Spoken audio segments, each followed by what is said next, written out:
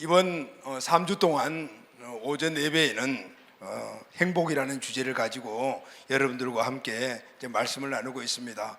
행복하면은 모두에게 다 바람이죠. 그리고 또 행복한 삶을 살고자 원하는 마음들이 누구에게나 다 있습니다. 근데 우리가 진정한 행복을 어떻게 찾아야 될 것인가? 행복이라는 그 요소에 대해서 우리가 다 알고 있지만은 노력하고 그리고 또 찾는다고 해서 쉽게 찾아지지 않는 것이 바로 또 행복 아니겠습니까? 3주에 걸쳐서 함께 행복의 주제를 가지고 함께 나누면서 오늘은 세 번째 마지막 시간을 여러분들과 함께 행복의 주제에서 나누도록 하겠습니다. 모쪼록 참석하신 여러분들에게 진정한 행복이 그 원리와 요소를 꼭 알고 회복되는 그런 복된 시간이 꼭 되기를 바랍니다. 아멘.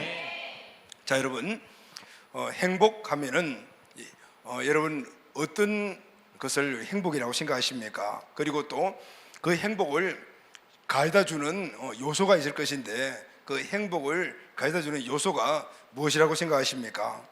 많은 분들이 각각 다 이건 내가 갖고 있으면 행복해져라는 그런 행복의 요소의 정의를 가지고 있을 것입니다. 무엇보다도 가족이 소중하죠. 가족이 소중하기 때문에 가족이 우리에게 행복의 요소입니다 라고 생각하시는 분들이 계실 거예요. 또 내 집장만 아직까지 못했다라면은 여기저기 옮겨 다니면서 사시다 보니까 집장만 하는 것이 그리고 내 집을 갖는 것이 행복이지. 그렇습니다, 여러분. 내 집이 있어야만이 평안하죠. 행복의 요소가 될 수가 있습니다. 또 몸이 아파서 병원을 많이 다니시는 분들은 무엇보다도 행복의 요소는 건강이야 이렇게 생각하시는 분들이 있을 거예요. 맞습니다. 건강이 정말 중요하죠. 건강해야만이 우리가 정말 행복하게 살아갈 수가 있습니다. 또 박박하고 그리고 스트레스 많이 받는 그런 그 삶의 환경에 우리 현대인들이 살고 있지 않습니까? 그래서 무엇보다도 좀 여유 있으면 좋겠다. 그래서 여유 있는 시간을 갖는 그런 직장 이런 것도 행복의 요소다 이렇게 생각하시는 분들이 아마 있을 것 같아요. 맞습니다. 이렇게 여러 요소들을 내가 갖고 있어야만이 행복하다라고 생각하죠.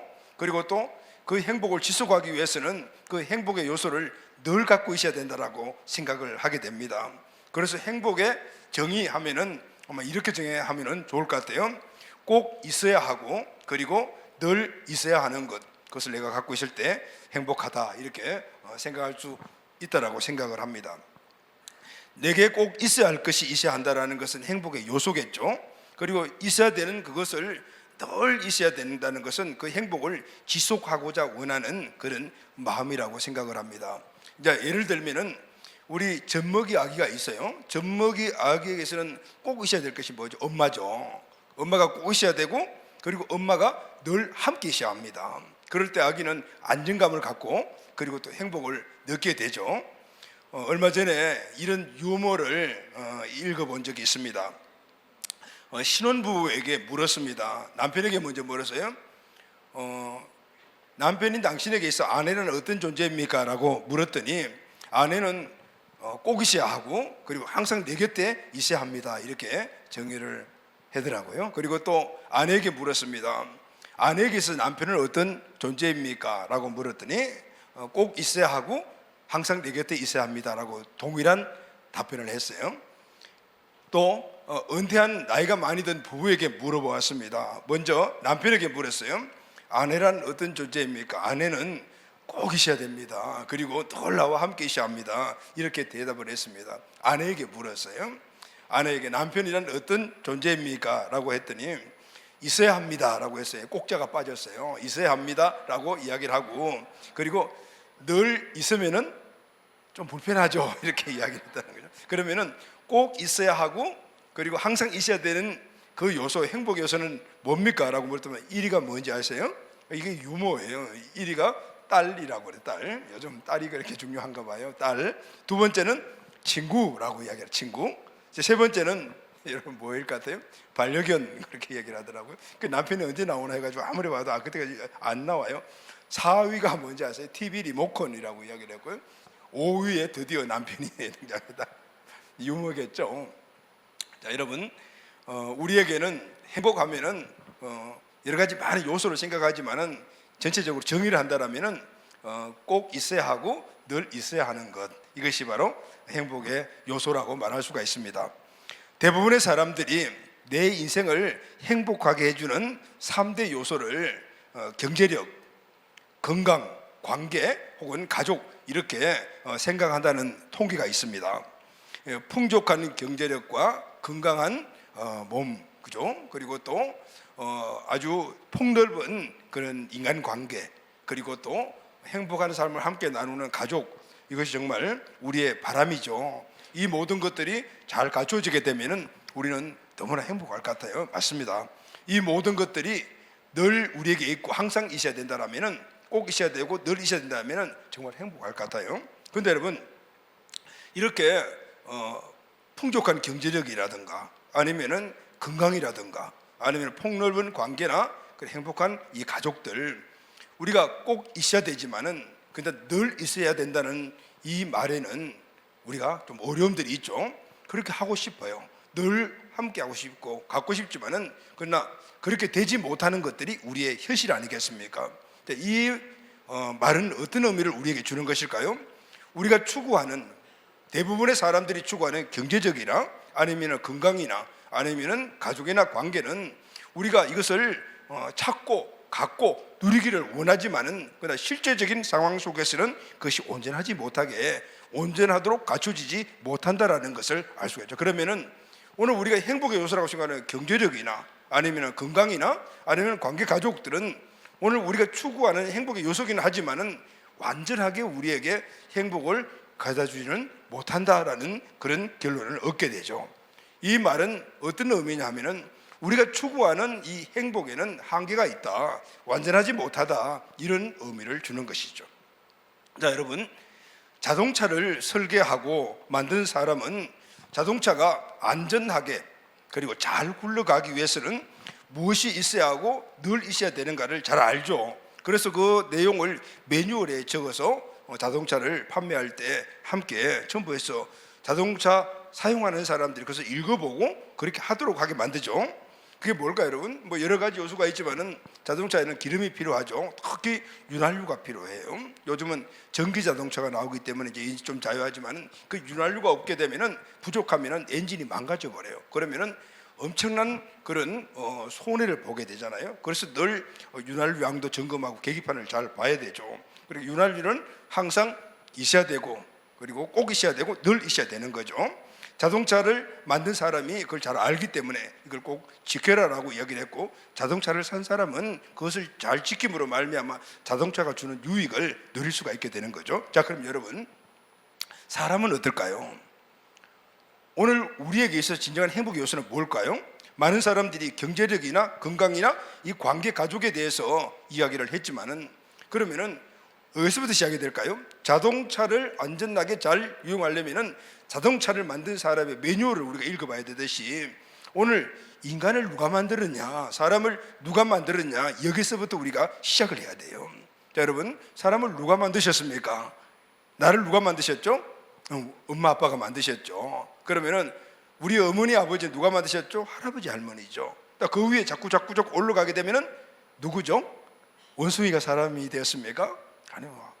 사람은 하나님이 창조하셨어요. 할렐루야, 아멘. 하나님이 만드셨어요. 그렇다면은 하나님께서 사람을 만드셨다라면은 사람을 만드신 이유가 있고, 그리고 또 그 이유에 따라서 사람이 그렇게 살아가도록 만든 매뉴얼이 있을 거 아니에요? 그 매뉴얼이 바로 성경이라는 거죠. 성경 안에는 하나님께서 사람을 만드셨는데 왜 만드셨는가, 그리고 목적이 뭔가, 그리고 그들을 어떻게 살도록 하셨는가라는 그런 내용들이 다 기록이 되어 있어요. 그러니까 그 매뉴얼대로 우리가 살아가게 되면은 행복해지겠죠. 할렐루야, 아멘. 그러면은 하나님이 사람을 창조하셨다는 것부터 우리가 한번 시작을 해봐요. 창세기 1장 27절 말씀을 다 같이 읽겠습니다. 시작. 하나님이 자기 형상 곧 하나님의 형상대로 사람을 창조하시되 남자와 여자를 창조하시고, 하나님이 사람을 만드셨어요. 할렐루야, 아멘. 그런데 어떻게 만드냐면 하나님의 형상대로 만드셨어요. 아멘. 하나님은 영이시기 때문에 우리 같이 이렇게 형상이 없어요. 그러면은 그 하나님의 형상이라는 것이 뭘까요? 하나님이 사람을 하나님의 형상대로 만드셨다는데, 그것은 하나님이 갖고 계시는 성품, 하나님의 속성, 이런 것들을 인간에게 그대로 복사해 주셨다 그 말이에요. 하나님은 사랑의 하나님이시고 정의되는 게 많죠. 지혜와 지식이 넘치며 능력이 무궁하시고, 그 말씀으로 우주 만물을 창조하신 그분이 하나님이시잖아요. 그분 안에 내재되어 있는 사랑, 또 능력, 지혜, 지식 등등 수많은 속성들을 그대로 인간에게 주입해서 그렇게 만드셨다는 거예요. 그리고 우리가 하나님이 갖고 계시는 그 속성들을 갖고 있어요. 그러나 하나님은 아니죠. 왜냐하면 하나님이 갖고 계신 속성은 그 원천적인 속성이고, 우리는 하나님께서 복사해 주신 거다 이렇게 생각하는 게 이해가 쉽단 말이죠. 거울을 보면은 내 모습이 보이죠. 근데 거울 안에 있는 모습은 내 자신이 아니죠. 내 자신은 서 있는 내 모습이고, 그냥 모습은 그렇게 보이는. 그래서 하나님이 갖고 계시는 모든 속성들은 모두가 완전해요. 하나님의 사랑, 완전한 사랑. 우리도 사랑을 갖고 있지만은 그 사랑은 완전하지 못하죠. 자, 이런 의미에서 우리가 이해를 하면 되고요. 하나님이 하나님 형상대로 인간을 만드셨어요. 근데 어떻게 만드냐면은 남자와 여자를 만드셨어요. 할렐루야, 아멘. 오늘 두 부부가 나와서 간증하는 거 보니까 너무 보기 좋아요. 청년 때 우리 교회 와서, 그래서 제자 훈련 받고 하면서 제가 이렇게 보니까 이 두 청년들이 너무 잘 어울리는 것 같아요. 그래서 서로 소개해서 만나보라고 했더만, 그 만나고 난 다음에 결혼까지 가고 지금 이 부부 생활을 잘 하고 있는 것 같아요.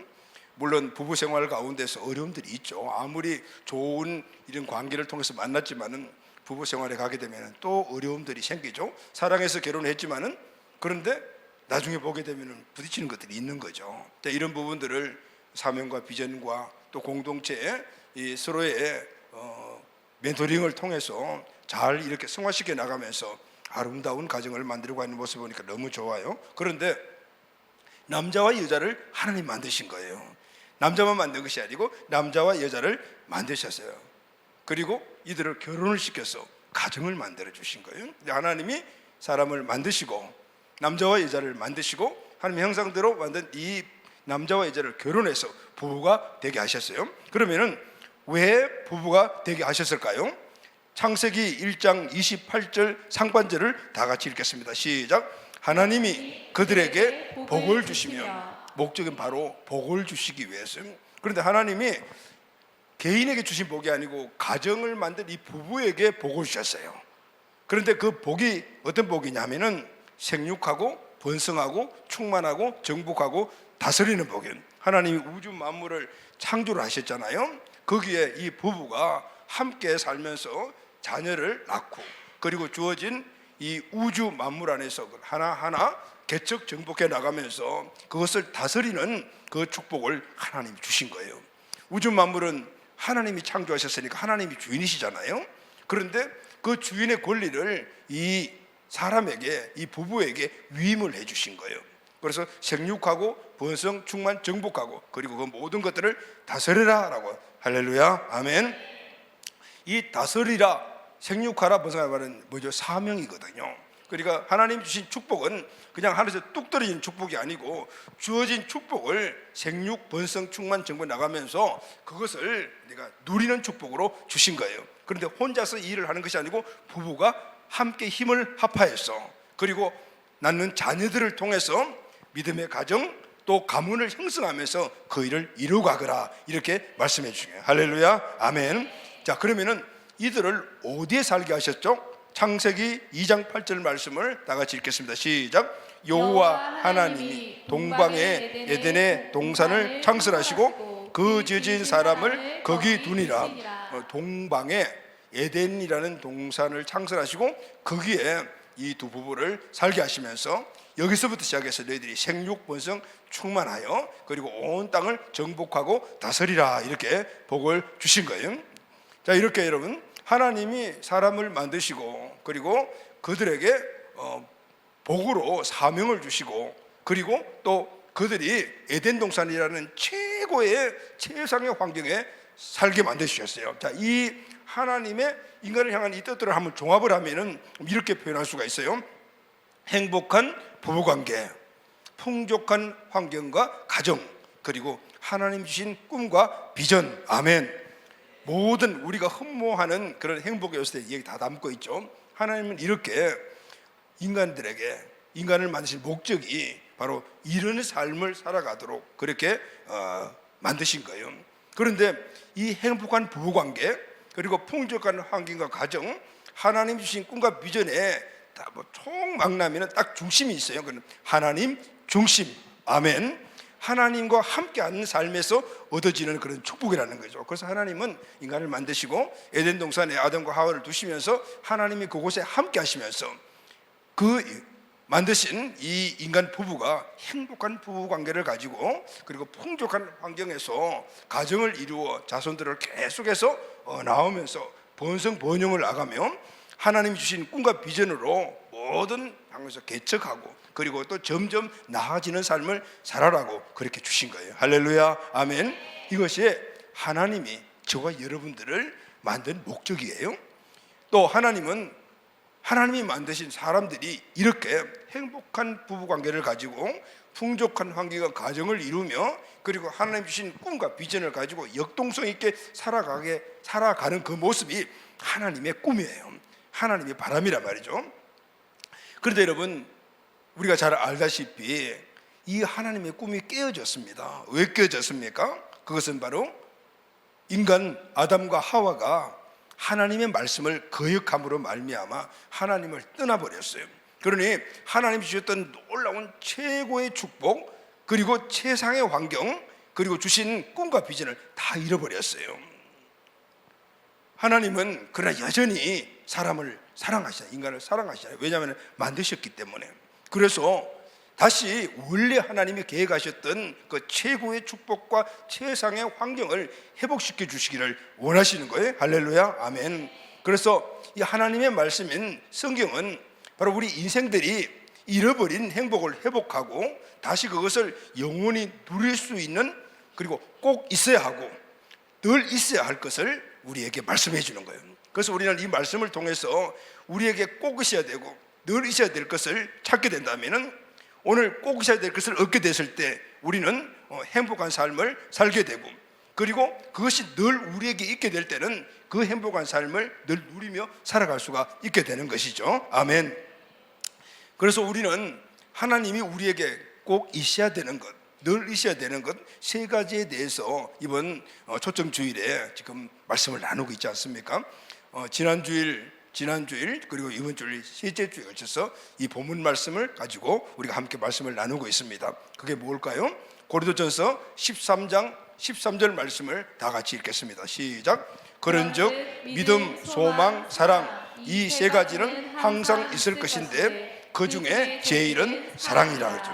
이 세 가지 믿음, 소망, 사랑 이 세 가지는 있어야 되는데 항상 있어야 된다 그랬죠.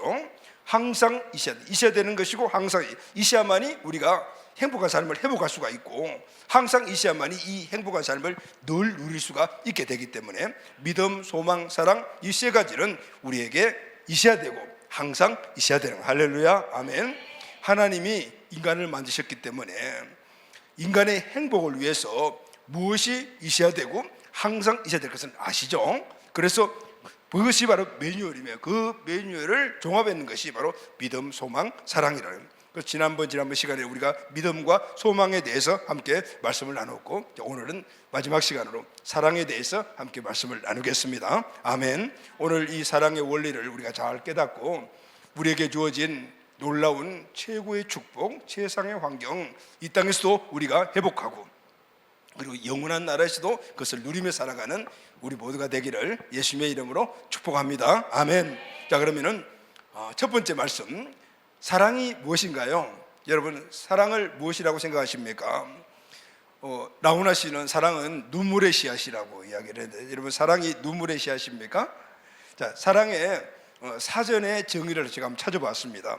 이 사전에 보게 되면 사랑을 이렇게 정의를 해요. 어떤 사람이나 사물이나 대상을 몹시 아끼고 귀중히 여기는 마음. 우리가 사랑하면은 대부분 그냥 사람에 국한하는 경우가 있지만은 그 사랑의 대상은 아주 무궁무진해요. 광범위합니다. 사람뿐만 아니고 동물도 우리 사랑의 대상이고 물질, 지식, 자연, 국가, 민족 아주 사람마다 각각 다 다르지만 아주 엄청나게 많죠. 이런 각각의 하나하나 요소들이 오늘 우리에게 사랑을 주는 것이다 이렇게 생각을 하고 거기에 우리가 어떻게 집중하죠. 그래서 그거를 통해서 우리가 사랑의 감정을 느끼기를 원하는 것이죠. 자, 그럼 여러분, 저와 여러분들에게 있어서 행복을 가져주는 사랑의 대상이 무엇입니까? 여러분은 마음속에 각각 정의를 다 갖고 계실 거라고 생각을 해요. 우리 말에는 사랑하면 그냥 사랑 하나로 모든 것들을 표현하죠. 아버지 사랑, 어머니 사랑, 자식 사랑, 부부 사랑, 부모 사랑 다 이렇게.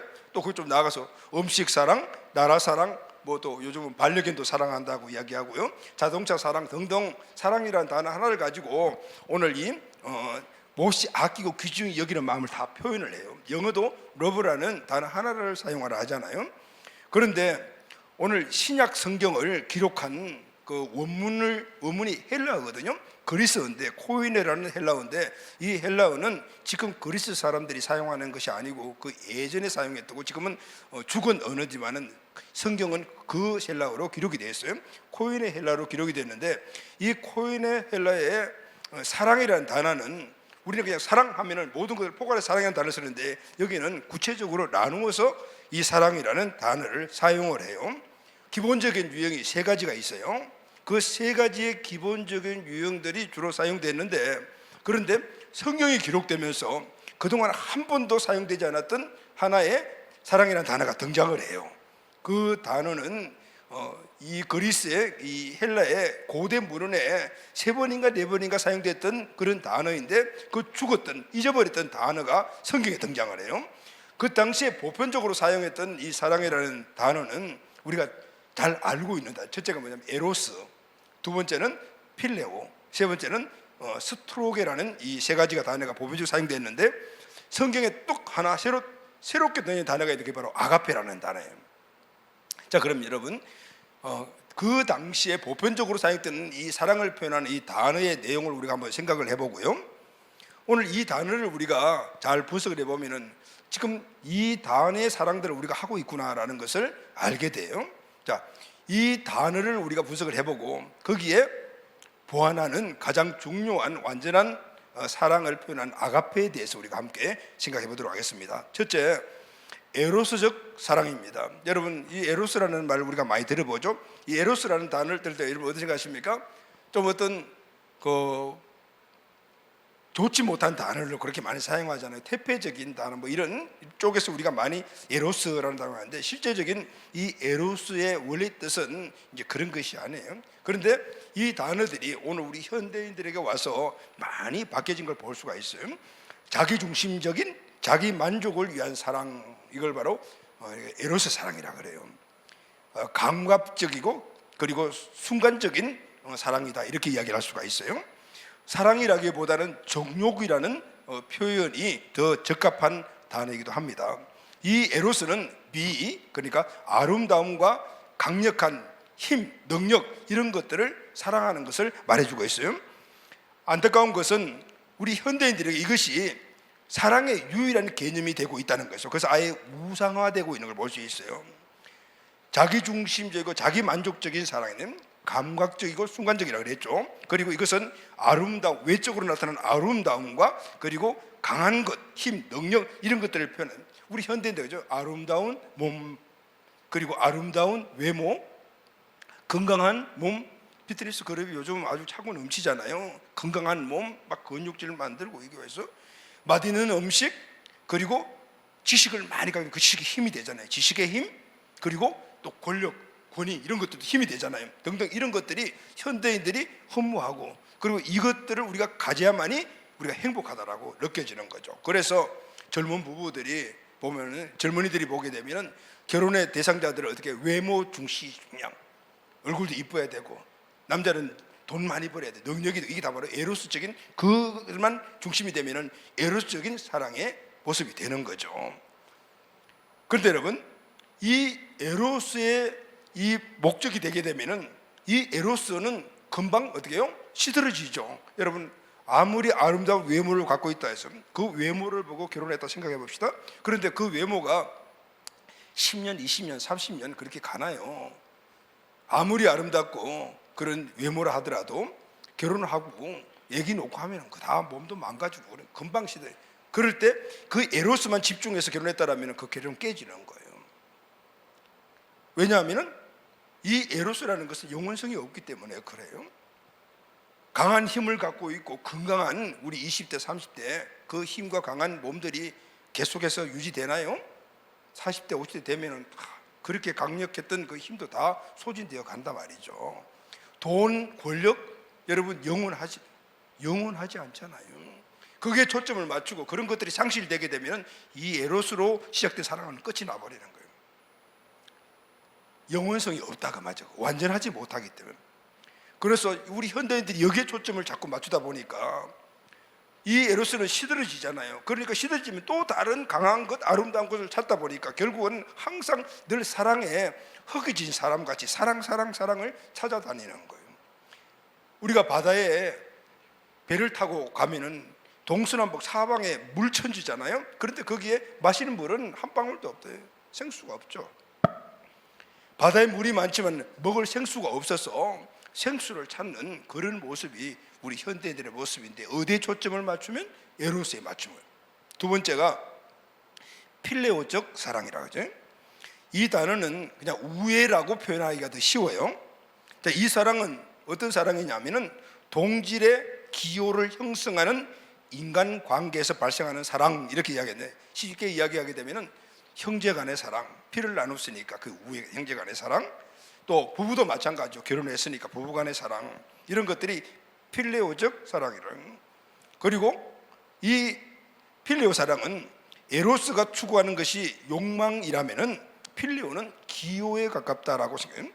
친구 간의 우정, 같은 뜻과 같은 어떤 취미 기호를 가진 사람들이 모임을 갖게 될 때 그 안에서 서로 나누는 감정들이 이 사랑의 감정인데 이게 바로 필레오의 사랑의 감정이라는 거예요.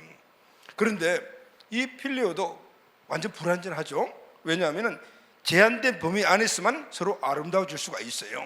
가족이니까, 형제간이니까, 뭐 골프 치는 그런 기호를 갖고 있는 사람들의 모임이니까 등등. 그래서 자기들이 갖고 있는 그 범위 안에서만이 아름다움을 나눌 수 있는 그런 감정들이 완전하지 못하죠.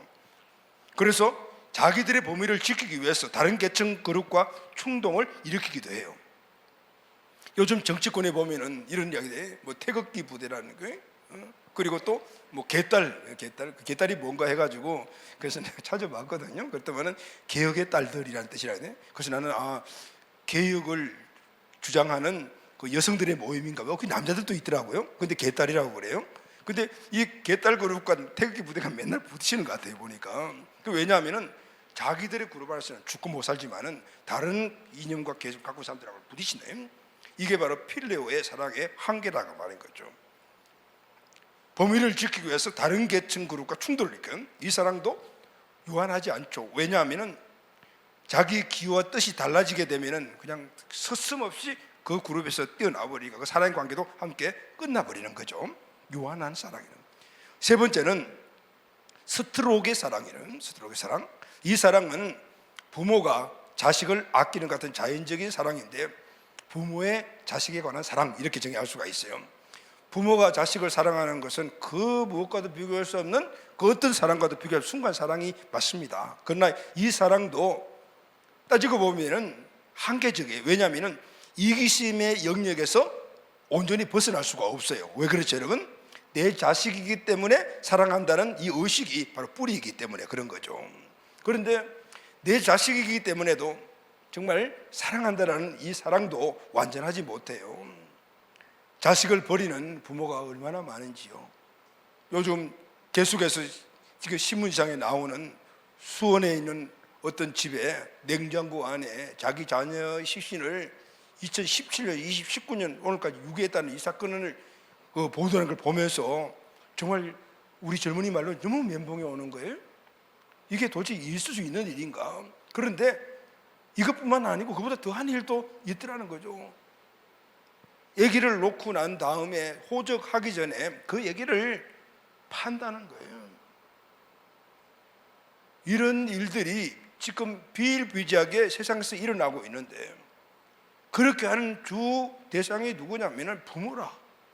그러면은 이 스트로크의 사랑이 정말 지고하고 숭고한 사랑은 맞지만은 그것도 너무나 한계가 있다라는 것을 우리가 알 수가 있지 않습니까? 그리고 영원하지 못하죠. 아무리 부모가 자식을 위해서 죽을 수 있다 하지만은, 그러나 자기 자신이 죽고 나면, 자녀가 죽으면 이 사랑도 끝이 나는 거죠. 행복의 요소로서는 정말 이 스트로크의 사랑만한 게 없지만은 그러나 한계가 있는 사랑이다라는 것을 알 수가 있죠.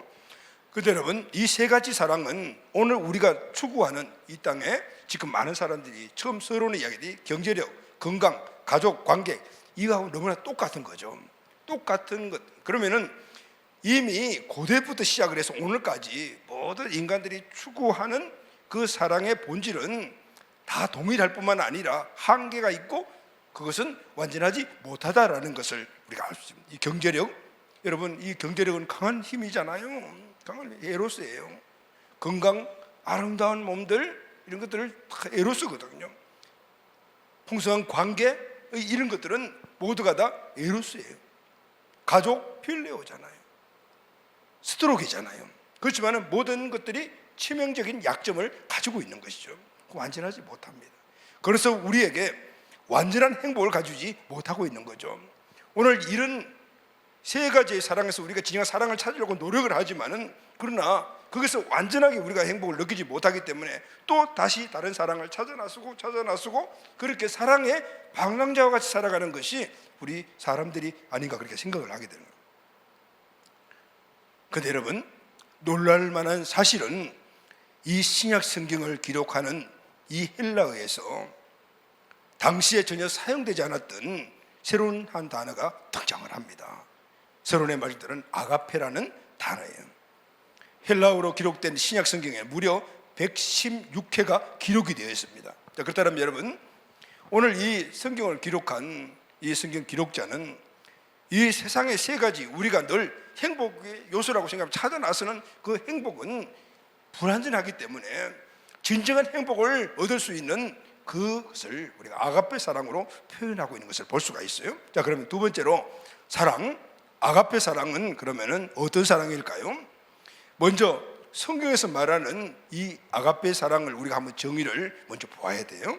고린도전서 13장 13절, 우리가 지금 3주에 걸쳐서 함께 나누고 있는 본문 말씀이잖아요. 다 같이 한번 읽을까요? 시작. 그런즉 믿음, 소망, 사랑, 이 세 가지는 항상 있을 것인데 그 중에 제일은 사랑이라.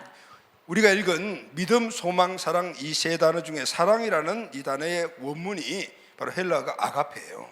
그러니까 믿음, 소망, 아가페, 이 세 가지는 항상 있을 것인데 그 중에 제일도 아가페라. 이런 사랑의 원문이 바로 아가페를 썼어요.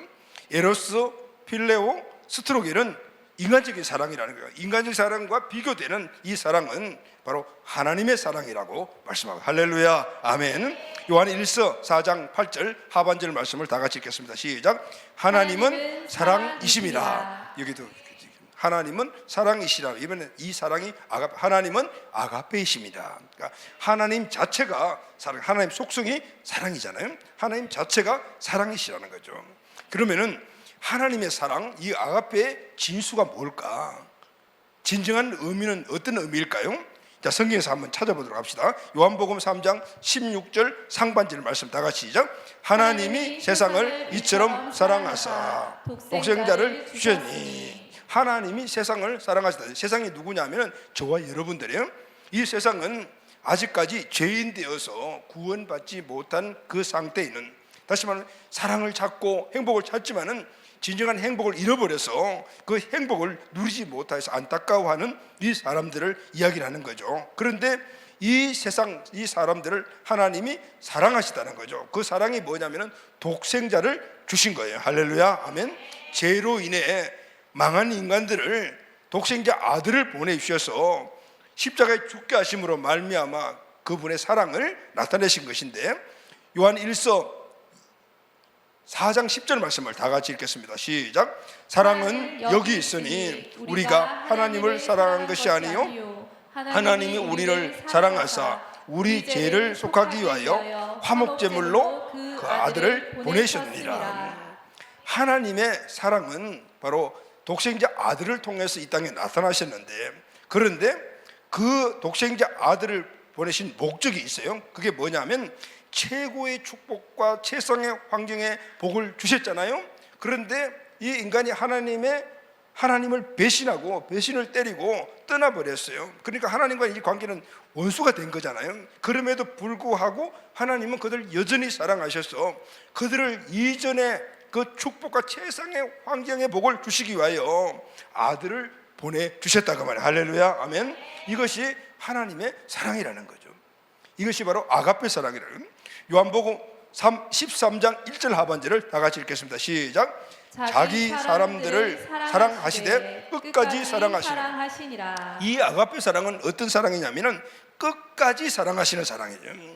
끝까지 사랑. 우리가 아무리 부부가 그렇게 행복한 삶을 산다 하더라도 끝까지 행복하게 살 수가 없어요. 왜냐하면 죽으면 끝나는 것이기 때문에. 그런데 오늘 이 아가페 사랑은 끝까지 사랑하시는 거예요. 하나님이 끝까지 우리를 사랑하셔서 어디까지? 천국까지 이끌어가는 그 사랑이에요. 그러니까 일회성이 아니에요. 한 번 사랑하고 말고, 두 번 사랑하고 말고, 1년 사랑하고 말고 이런 것이 아니에요. 끝까지 사랑하시는 사랑이라는 거죠. 자, 그러면은 이 성경에서 말하는 이 아가페 사랑의 진수를 좀 풀어가 쉽게 제가 여러분들에게 말씀을 드릴게요. 첫째는 조건 없는 사랑이에요. 여러분, 에로스나 필레오나 스트로게는 다 조건이 있어요. 내가 너를 사랑하니까 너도 나를 사랑해야 돼. 이 조건이 있거든요. 그런데 이 아가페 사랑은 조건 없어요. 그냥 무조건이에요. 그냥 무조건 베풀어주는 사랑이란. 두 번째는 원수임에도 불구하고 베풀어주는 사랑이에요. 여러분, 우리가 사랑을 베풀어주는 대상은 다 나와 관계가 있어요. 가족이니까, 사랑하니까 등등 이런 그 관계가 있지만은, 그런데 이 아가페 사랑은 그런 조건이 없고 그런 관계가 아니에요. 무조건의 관계 없음에도 불구하고 그냥 주는 사랑이에요. 이걸 이타적인 사랑이라고 그러잖아요. 그런데 무엇까지 주냐 하면요, 그냥 단순히 네가 나에게 이만큼 빚을 졌으니까 빚 탕감해 줄게 이런 정도가 아니에요. 생명까지 내어준 사랑이라도. 할렐루야, 아멘. 여러분, 부모가 자녀를 위해서 대신 죽는다 이런 이야기 우리가 많이 들었지만은 그 지구한 스트로크의 사랑이라도 유한하다라고 했죠. 그런데 지금 하나님이 우리에게 베풀어준 사랑은 우리와는 원수지간이에요. 관계 없어요. 그리고 그분이 아들을 내어주심으로 말미암아 어느 유익도 아무것도 없어요. 그럼에도 불구하고 어디까지? 생명까지 내어주신 바로 자기 희생적인 사랑이라는 거예요. 말로만 하지 않고 행동으로 직접 옮긴 사랑이다 그 말이에요. 인간이 흉내낼 수 없는 그런 사랑이잖아요. 그래서 하나님의 사랑인 겁니다. 이타적인 사랑, 남을 나보다 더 귀하게 여기는 사랑, 원수지간임에도 불구하고 베풀어준 사랑, 그것도 생명까지 내준 사랑, 그리고 이것은 일회성으로 끝난 것이 아니고 영원한 사랑, 이게 바로 아가페 사랑이에요. 아멘.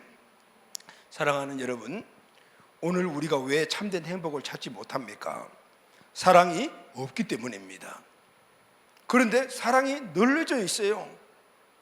드라마에도 소설 중에도 광고에도 어디를 가더라도 보면은 사랑이 넘쳐나고 있어요. 사랑의 홍수 속에 살아가고 있습니다. 그러나 그 안에 진정한 사랑을 찾기가 어렵다라는 것이죠. 왜 그럴까요? 그 사랑이라는 그 모든 것들을 분석을 해보게 되면은 모두가 나의 만족을 위한 이기적인 동기의 사랑이기 때문이에요. 그래서 사람들은 사랑한다고 하면서 서로 상처 주고받습니다. 사랑해서 결혼하는 부부에도 불구하고 상처 주고 결국은 이별하기도 한다. 스토록이라는 엄청난 자연적인 최고의 사랑 관계에서 있음에도 불구하고 사랑한다라고 하면서도 부모와 자식 간의 관계가 끊어지는 거예요. 거기서 끝나는 것이 아니라 사회가 분열되고 국가 간의 대립과 전쟁이 일어나는 거예요.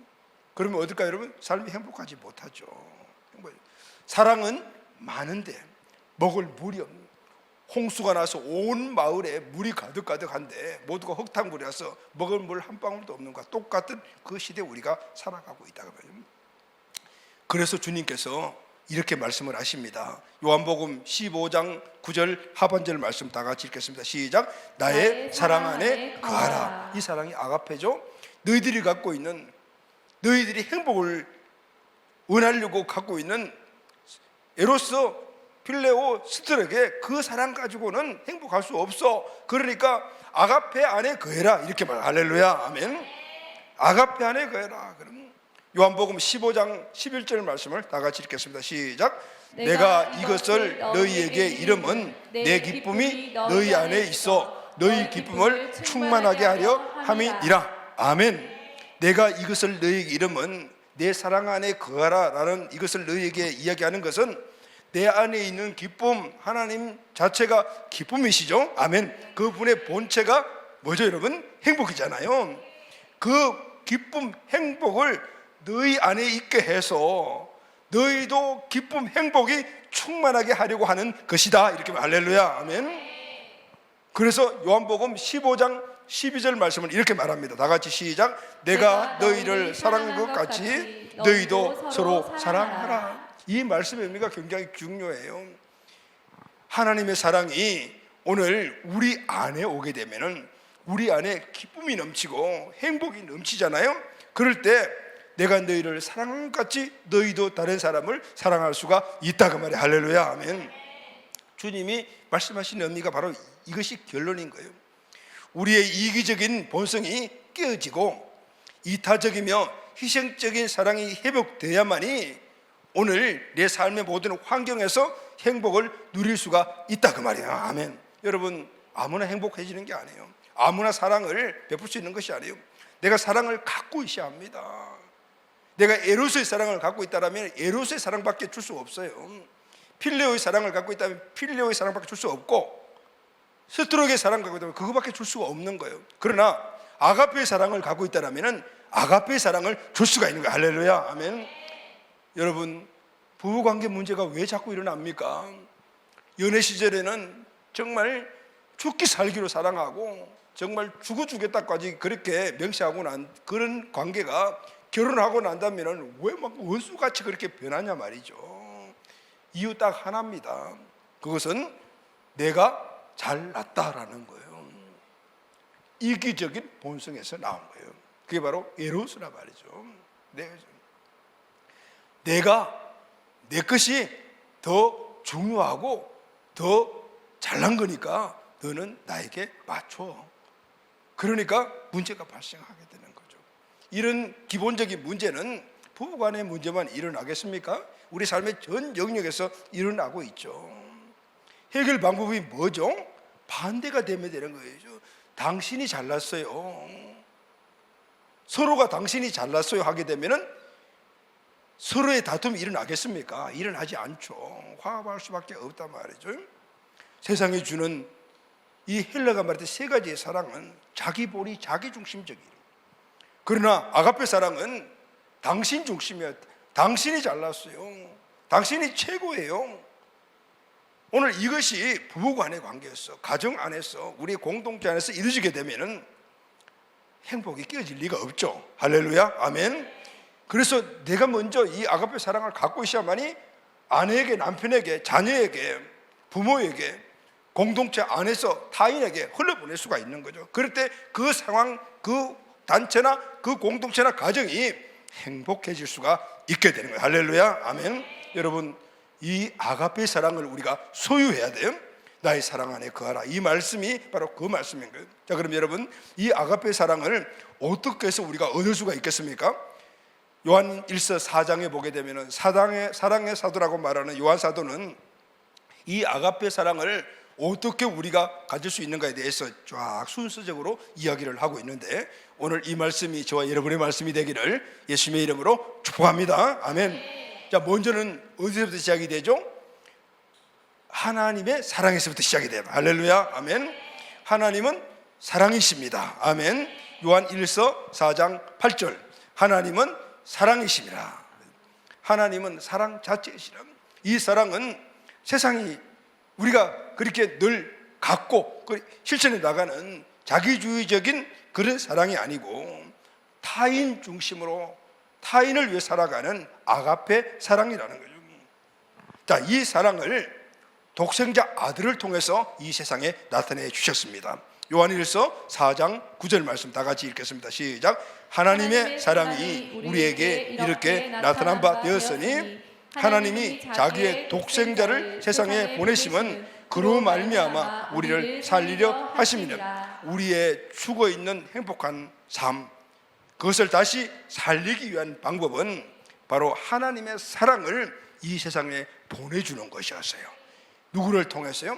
독생자 아들을 통해서. 그분이 누구죠? 예수님이십니다. 아멘.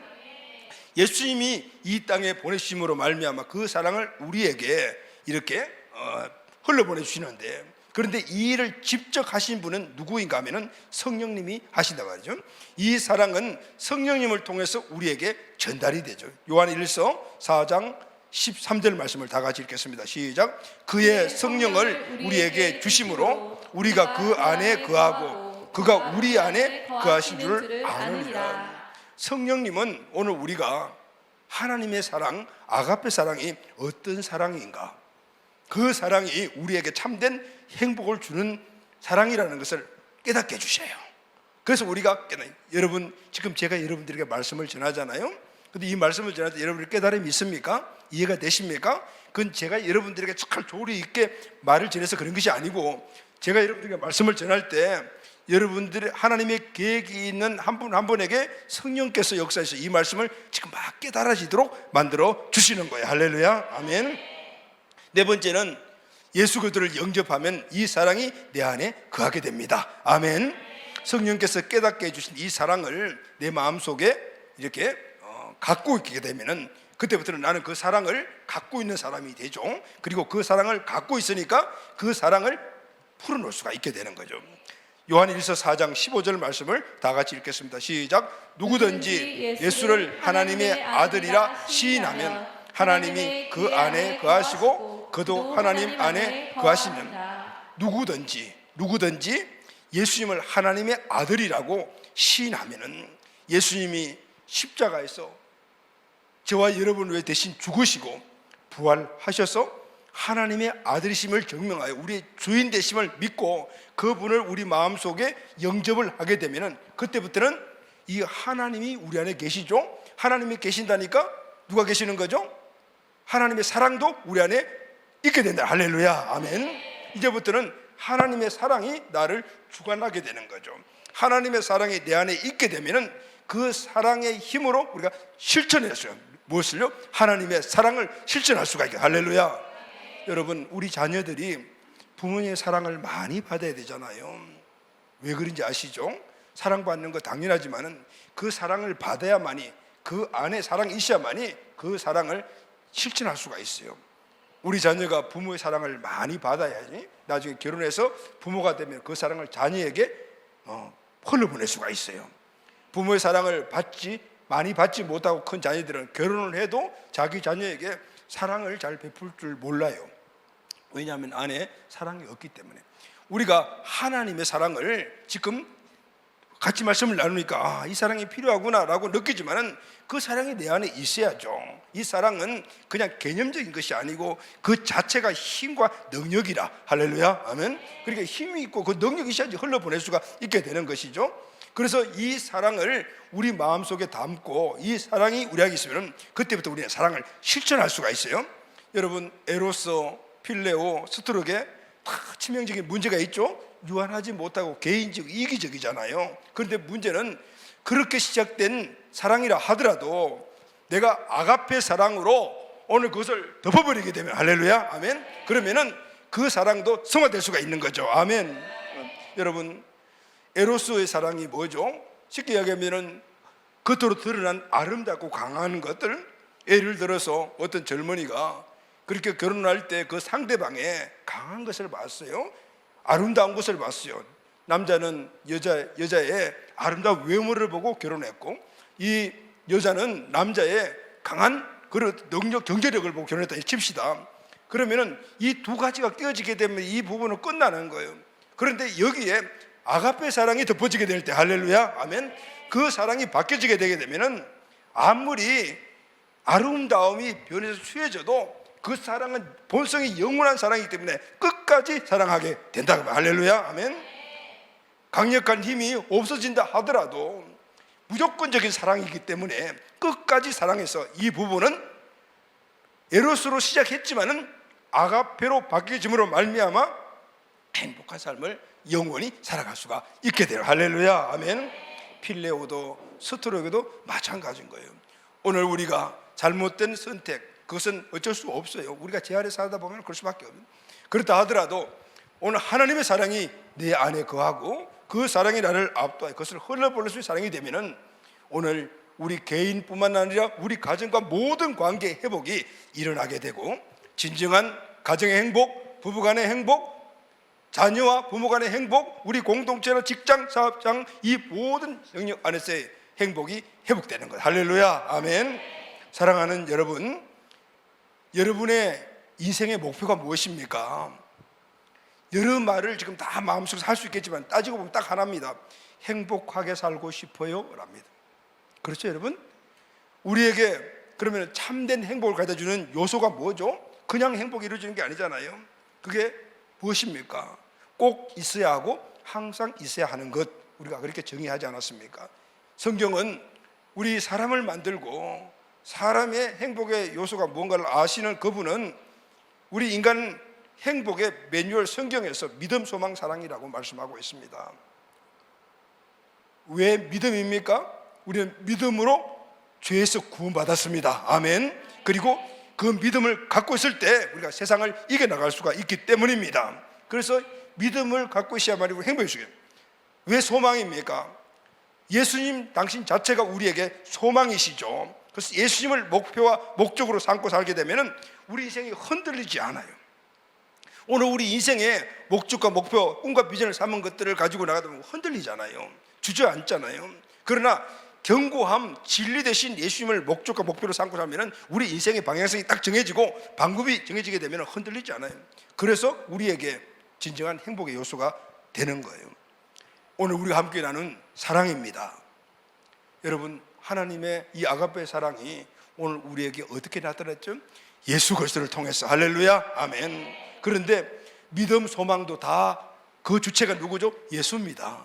예수님, 예수 믿는 믿음, 예수님을 바라보는 소망, 그리고 예수님 안에 있는 하나님의 사랑, 오늘 이 모든 것들이 예수님 안에서 우리에게 행복을 갖다 주는 요소다 그 말이죠. 아멘. 예수 그리스도가 바로 우리 행복의 근원되는 것이죠. 철학자 제임스라는 분은 이런 말을 했어요. 목표에 대한 결정 없이 습관적으로 인생을 살아가는 사람보다 더 불행한 사람은 없다. 최고로 불행한 사람이 누구죠? 습관적으로 그냥 살아가는 거예요. 아침에 일어나서 직장 다니고 월급 받고 또 내서 결혼하고 자녀 놓고 그렇게 살다 죽는 사람이 습관적으로 살아요. 어떤 사람들이 행복한 사람의 목표가 있는 사람이에요. 그 목표가 여러분 뭐죠? 행복이잖아요. 그러면 여러분, 오늘 우리에게 행복하게 만들어주는 목표가 무엇이 되어야 될까요? 예수 그리스도입니다. 할렐루야, 아멘. 왜냐하면 예수 그리스도 안에 믿음도 소망도 사랑도 다 들어있기 때문입니다. 그래서 우리는 이 땅에서 딱 하나입니다. 행복해지면 예수님을 바라봐야 되고, 할렐루야, 예수님을 항상 바라봐야 되는 거죠. 오늘 우리의 행복의 요소라는 것들이 우리에게 꼭 있어야 되고 늘 있어야만이 우리가 행복하다는 이 요소라면, 예수님이 행복의 근원이라면 예수님이 우리에게 꼭 있어야 됩니다. 할렐루야. 그리고 예수님이 항상 있어야 합니다. 아멘. 예수님을 바라보아야 합니다. 그리고 항상 예수님을 바라보아야 합니다. 그럴 때 우리는 이 땅에서 하나님이 원래 우리에게 주셔서 죄로 말미암아 잃어버렸던 행복들을 하나씩 하나씩 찾아가며, 그리고 영원한 나라의 그 행복까지도 이루는 그런 은혜로운 삶을 살아갈 수가 있게 되는 것입니다. 아멘. 그래서 여러분, 3주에 걸쳐서 오늘 행복에 대한 그런 주제를 가지고 여러분들에게 말씀을 나누면서 마지막 결론 말씀을 우리가 한번 선포하도록 하겠습니다. 오늘 이 말씀이 오늘 3주간에 걸친 이 모든 행복의 결론의 결론입니다. 히브리서 12장 2절입니다. 다 같이 큰 소리로 한번 읽어보세요. 시작. 믿음의 주요 또 온전케 하신 이인 예수를 바라보자. 아멘.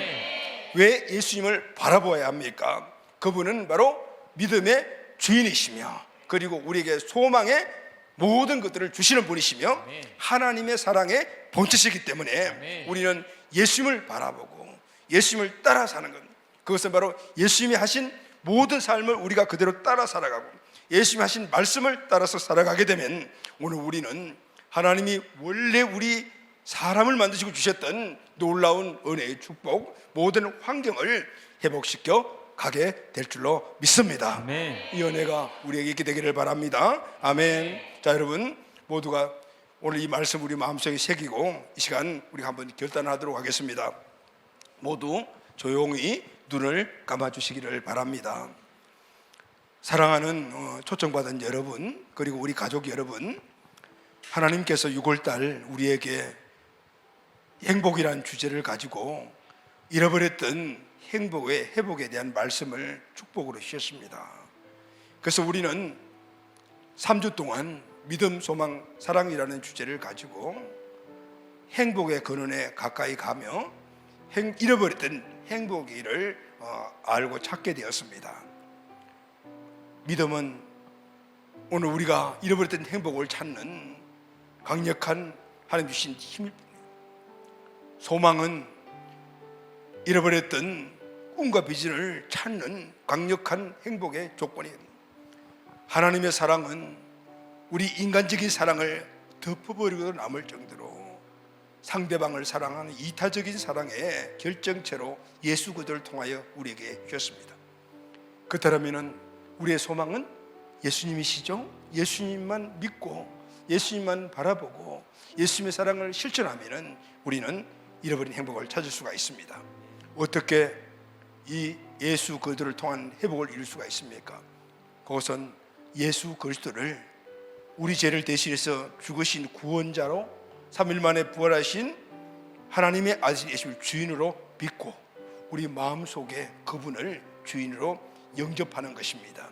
이럴 때 우리 안에 믿음이 생기고 소망이 생기고 그리고 하나님의 사랑이 생기며 세상을 이기고 그리고 꿈과 소망을 가지고 역동적인 삶을 살 뿐만 아니라 오늘 하나님의 사랑을 실천함으로 말미암아 잃어버리고 있는 우리 가정의 행복, 부부간의 행복, 부모 자녀 간의 행복, 사회생활 가운데 사람 간의 관계에서 잃어버린 행복들을 우리가 찾을 수가 있습니다. 예수님을 마음속에 영접하는 순간 믿음과 소망과 사랑이 바로 우리의 삶을 지배하게 될 것입니다. 성경대로 우리 죄를 위하여 십자가에 죽으시고 부활하셔서 우리의 주인 되신 믿음, 소망, 사랑 되신 예수님을 여러분 마음속에 영접하시기를 바랍니다. 그럴 때 우리 인생의 삶이 오늘 이 시간부터 놀랍게 바뀌는 엄청난 축복을 받게 될 것입니다. 사랑하는 여러분, 제가 여러분에게 오늘 말씀한 이 말씀 복음입니다. 이 이상의 복된 소식이 어디 있겠습니까? 오늘 이 복음을 누리기 위해서는 바로 예수님을 주인자, 구원자, 주인으로 믿고 내 마음속에 영접하는 것입니다. 어떻게 영접할 수 있습니까? 여러분들이 기도함으로 영접할 수 있습니다. 하나님 아버지, 지금까지 제가 예수님을 믿지 않고 제가 주인 되어 살아왔던 죄를 회개합니다. 이제는 나의 죄를 위해 십자가에 못 박혀 죽으시고 부활하신 예수님을 나의 주인으로 영접합니다. 내 마음속에 들어와 주십시오. 예수님의 이름으로 기도드립니다. 이렇게 여러분들이 믿음으로 기도하게 되면 예수님이 여러분 마음속에 직접 들어오십니다. 그리고 예수님이 여러분의 믿음이 되시고 소망이 되고 여러분의 사랑이 되셔서 하나님이 우리에게 주셨던 잃어버렸던 그 행복한 삶을 이제는 회복하게 돼요. 내가 회복하게 되면 이제는 우리 가정에서 회복되고 내가 살아가는 모든 삶에서 그렇게 회복되게 될 것입니다. 자, 오늘 여러분들 저를 통해서 들은 이 복음을 듣고 예수님을 그렇구나 구원자 주인으로 믿고 마음속에 영접해야 되겠구나. 그래서 믿음을 갖고 그리고 소망을 갖고 사랑을 가져야 되겠구나. 이렇게 생각되신 분들이 있다면 오른손을 들어주시기를 바랍니다. 지금 이 여러분들이 하는 이 콜링을 통해서 수많은 사람들이 변화가 되고 그리고 하나님 주신 행복한 삶을 회복했습니다. 다시 한번 초청하겠습니다. 오늘 제가 전하는 이 복음의 말씀을 듣고 예수님을 구원자 주인으로 마음속에 모시기를 원하시는 분들은 손을 들어주시기를 바랍니다. 내려주십시오. 이제 아까 영접했던 그 기도를 제가 먼저 선창할 때 여러분들이 믿음으로 함께 따라하시길 바랍니다. 오늘 이 기도를 통해서 예수님이 여러분 마음속에 쑥 들어오실 것입니다. 영적으로 일어나는 상황이기 때문에 보이지 않습니다. 느낌도 없습니다. 그러나 진정 믿음으로 기도하면 예수님이 여러분 우리 마음속에 쑥 들어오셔서 이제는 우리의 믿음이 되시고 소망이 되시며 사랑의 본체가 되셔서 이 세상을 승리하며 행복한 삶을 살아갈 수 있도록 시작을 만들어 주십니다. 여러분 모두가 다 함께, 특히 손 드신 분들은 또박또박 제가 하는 기도를 따라서 기도해 주시기를 바랍니다. 하나님 아버지, 하나님 아버지, 하나님 아버지, 하나님 아버지. 여러분 마음속으로 기도하는 것은 실질적인 믿음의 기도가 아닙니다. 마음으로 믿어 의에 이르고 입으로 시인하여 구원받는다라고 성경 말씀, 입으로 또박또박 그렇게 시인을 할 때 믿음으로 인정해 주시기 때문입니다. 하나님 아버지, 하나님 아버지, 지금까지 제가 예수님을 믿지 않고 제가 주인 되어 살아왔던 죄를 회개합니다. 제가 주인 되어 살아왔던 죄를 회개합니다. 이제는 나의 죄를 위해 십자가에 못 박혀 죽으시고 부활하신 예수님을 내 마음에 나의 주인으로 영접합니다. 내 마음에 들어와 주십시오. 내 마음에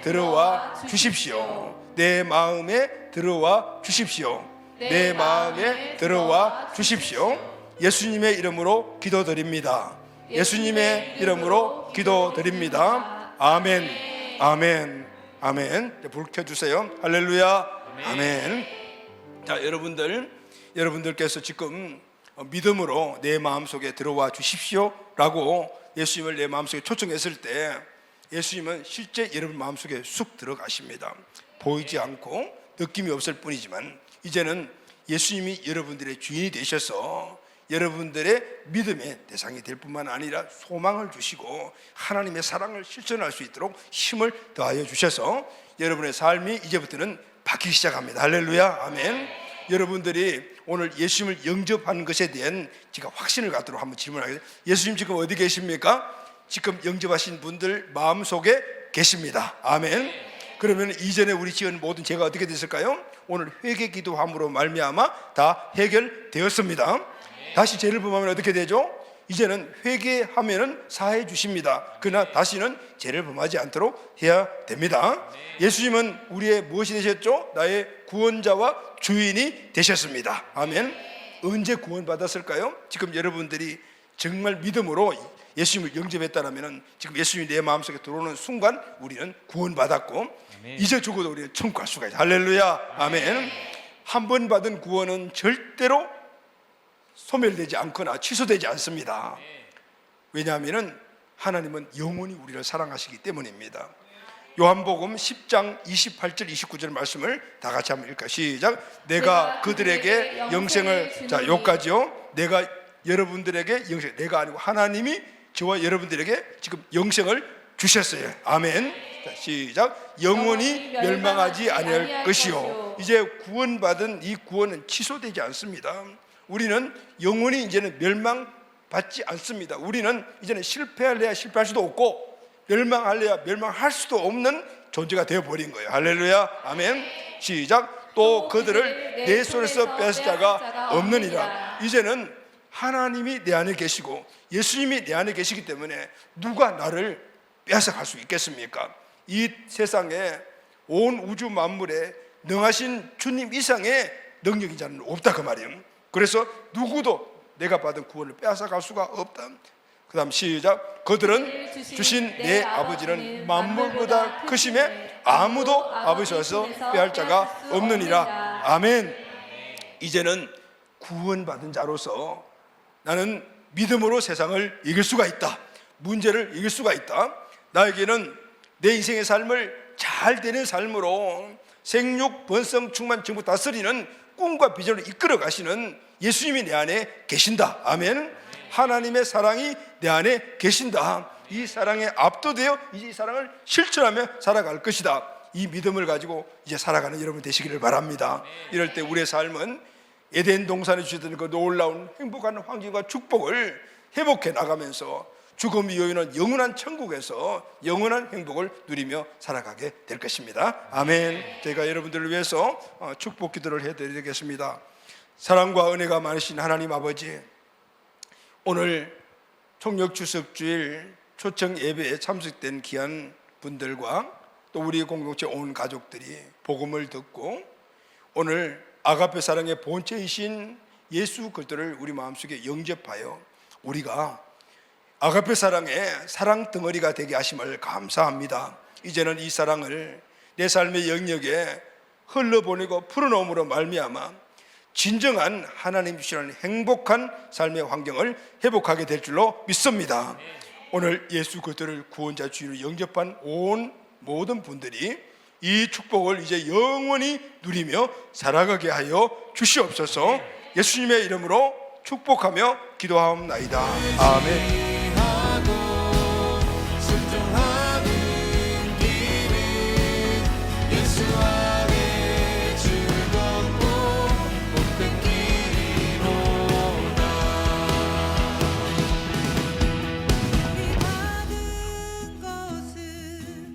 주께 받으리면